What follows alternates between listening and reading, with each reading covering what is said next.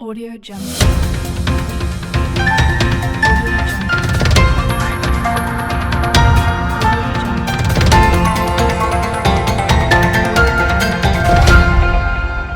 Audio Jungle.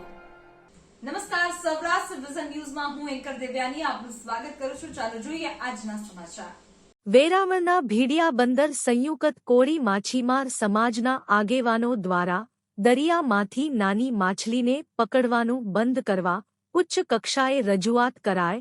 Bhidiya બંદર સંયુક્ત કોળી સમાજ બોટ એસોસિએશનના પ્રમુખ લક્ષ્મીકાંતભાઈ સોલંકી દ્વારા રજૂઆત કરતા જણાવેલ કે કેટલાક બંદરોના માછીમાર ગ્રુપોની ફિશિંગ બોટો દ્વારા ગીર સોમનાથ જિલ્લાના દરિયામાં ગેરકાયદેસર રીતે લાઇન ફિશિંગ, લાઇટ ફિશિંગ તેમજ ઘેરા ફિશિંગની પ્રવૃત્તિ શરૂ કરવામાં આવેલ છે. તે સામૂહિક અને નાના માછીમારોના હિત વિરુદ્ધ હોય અને હાલમાં સમગ્ર ગુજરાતના અને દેશના સીમાના દરિયામાં આવા પ્રકારની રાક્ષસી પદ્ધતિથી થતી ફિશિંગનું પ્રમાણ ખૂબ જ વધી ગયું હોય.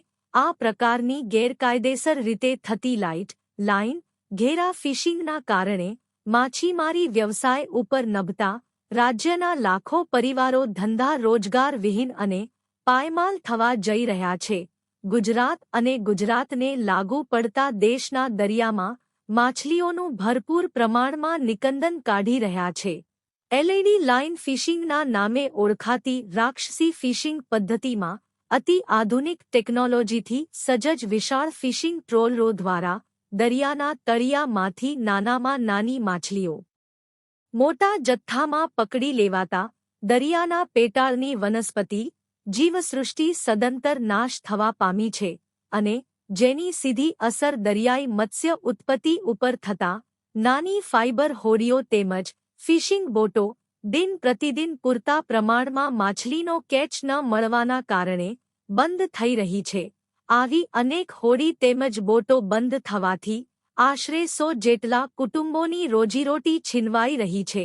તદુપરાંત ટંડેલ, ખલાસીઓ તેમજ માછીમારી સાથે સંકળાયેલા લાખો ધંધાર્થીઓની રોજીરોટી પણ છીનવાઈ રહી છે. જેથી આ પ્રકારની ફિશિંગ રોકવા અત્યંત જરૂરી છે. અન્યથા ગુજરાતનો સમગ્ર મત્સ્યોદ્યોગ જ નાશ પામશે. ઉકત બાબતે સરકાર સમક્ષ રજૂઆત અર્થે વેરાવળ, ભીડિયા તેમજ હીરાકોટ બંદરની વિવિધ માછીમાર સંસ્થાઓ દ્વારા દરેક સંસ્થાના લેટરપેડ ઉપર વડાપ્રધાન મોદીને જિલ્લા કલેક્ટર ગીર સોમનાથ મારફત આવેદન પાઠવવાનો કાર્યક્રમ યોજાયેલ. જે કાર્યક્રમમાં બહોળી સંખ્યામાં માછીમાર આગેવાનો એકઠા થઈને એણાજ મુકામે જિલ્લા કલેક્ટરને રૂબરૂ આવેદન પત્ર પાઠવવા ઉપસ્થિત રહ્યા હતા.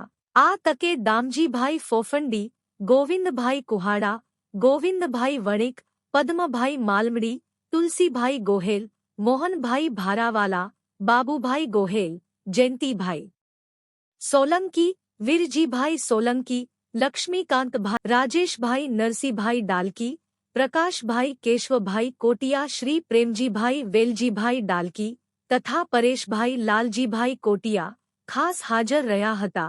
રિપોર્ટ. જીવનને સારું અને ભવ્ય જીવવા માટે ફક્ત રૂપિયાની જરૂર નથી. જો તમારી અંદર કલા અને કૌશલ્ય હશે તો તમે બધું જ મળી જશે. આવા સદવિચાર સાથે બધા સ્વસ્થ રહો, સુરક્ષિત રહો. તેમજ તમારા શહેરના સમાચારો તથા તમારા બિઝનેસની જાહેરાત આ ન્યૂઝ ચેનલ પર મૂકવા માટે સ્ક્રીન પર બધા નંબર પર સંપર્ક કરી શકો છો. તેમજ આ ચેનલને લાઈક કરો, શેર કરો અને સબસ્ક્રાઇબ કરવાનું ભૂલશો નહીં, જેથી નવા સમાચારો તમારા સુધી ઝડપથી પહોંચી શકે. હવે સમય થયો છે વિદાયનો. નવા સમાચારો સાથે ફરી મળીશું. નમસ્કાર.